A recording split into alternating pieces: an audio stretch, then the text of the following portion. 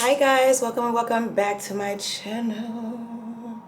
I missed last upload because I had to get my hair done and I was not about to get in front of this camera looking a mess. So right.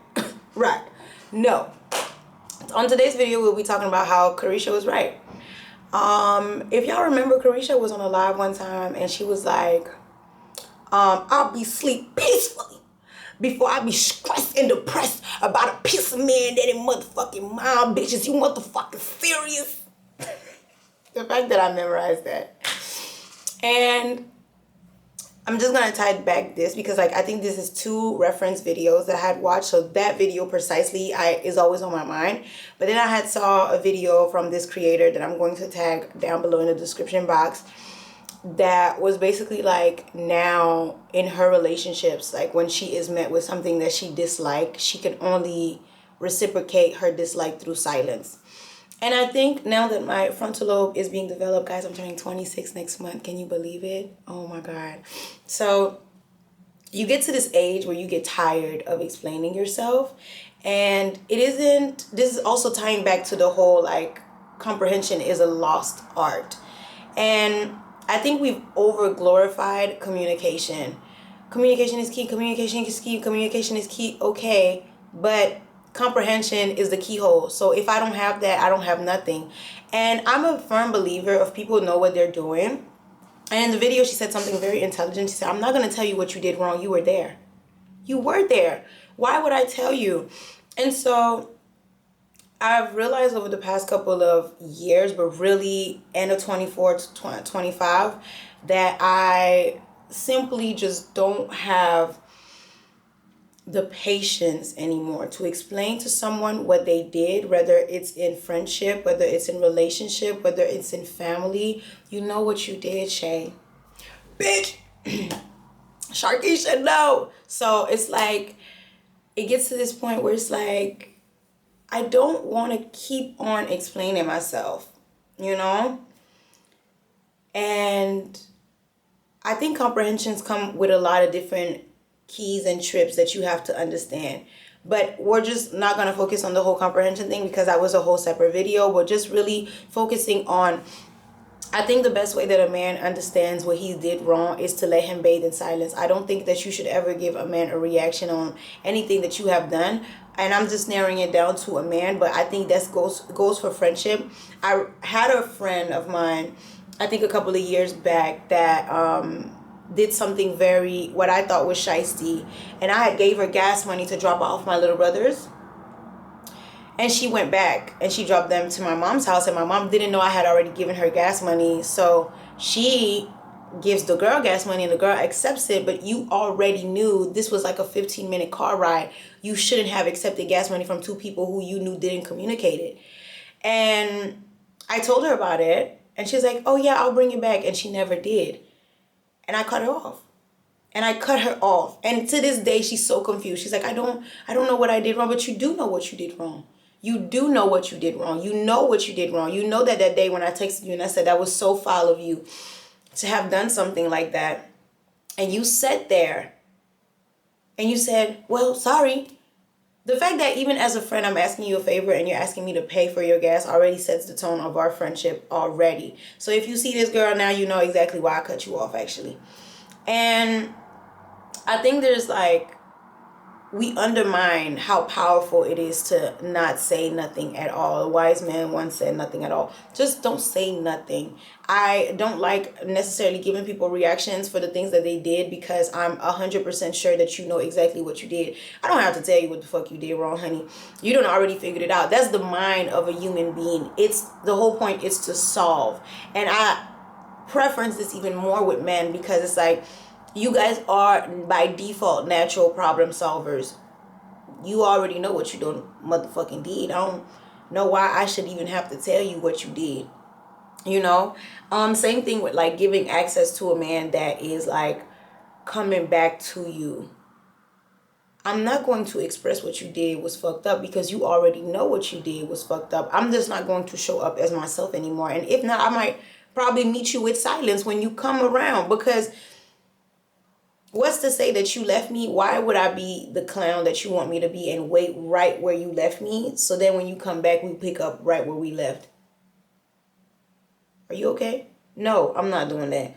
So Caresha really was right. I don't think that, especially, and I would like to preference this, that obviously there's always nuance to a lot of things, but I'm always talking about like that phase before you guys get into the whole we're official, like that area where I think a lot of people, I like to call it limbo, because we actually don't know what we're doing. We're just trying to figure out if this is going to work or not. And I think a lot of the times people feel like they owe somebody an explanation, and I think there's no such thing as something too little for you to walk away from if it's crossing your boundaries. So you should never lose sleep or stop eating because a piece of man, heavy on the piece of man, because he's not even fully yours yet. He's not even fully yours yet. A piece of man is acting a certain way. And especially for me, I have this like one time rule, because before it was even worse. I would not even like communicate at all what was wrong, which again is a bad habit. I'm not enabling that. But I then started the whole thing of like, I'll tell you something one time and I'll communicate it in a way where I know that at the end of that conversation, you have comprehended what the problem is. The moment you do it again, what the hell do we got to talk about?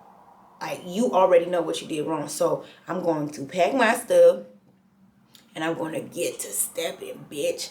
Because I'm not going to stick around with a motherfucker that is not listening to me or is not trying to shift shit. Because if you told me today, because I had this like discussion with somebody that was the opposite sex. And they were like, well, what's the point of doing something if you're going to keep complaining about how it's done? So why are you doing it?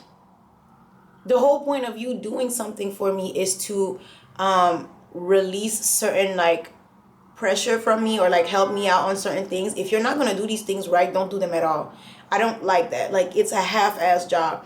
Whether you do it, you got your whole foot in it or you got your whole foot out of it. You know what I'm saying? So I never really kind of comprehended the whole thing. Like, oh, we keep talking about this. We keep talking about this. If we keep talking about this, because you're not changing it. Like, duh, hello. So in my perspective, I never ask anybody what I cannot reciprocate from them. If I'm asking you to change something, is I know that if you were to ever bring that energy to me and say, I don't like that you do such, etc., etc., etc., I'll put it onto myself to be more aware, to not do it around you, or to be more cautious about how I do it and how I play out for you, because I think it's very important to not... I lost my train of thought. I think it's very important to take in consideration the people that you care about and the people that you respect. Respect is like the bare minimum line right there. And then I care about you. I respect you and I care about you. So if I really respect you, I keep in consideration what it is that you have to tell me. So more of the story is, don't lose sleep over a nigga that's already not paying attention to you. And don't lose sleep to friends that already know your boundaries and still choose to cross them. Which then... I have so many examples, because I feel like recently I've been coming across all of these things.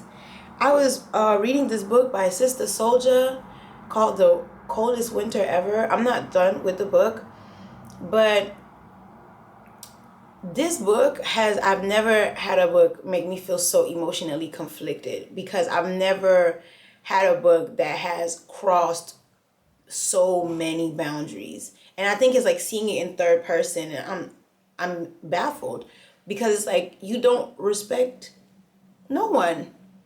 And then it also puts you into the mind frame of someone that really doesn't take into consideration how other people feel and only sees their world. You understand that a lot of people who disrespect you don't mean it in a malice way, but it's more of a very selfish, ignorant way that they display this disrespect.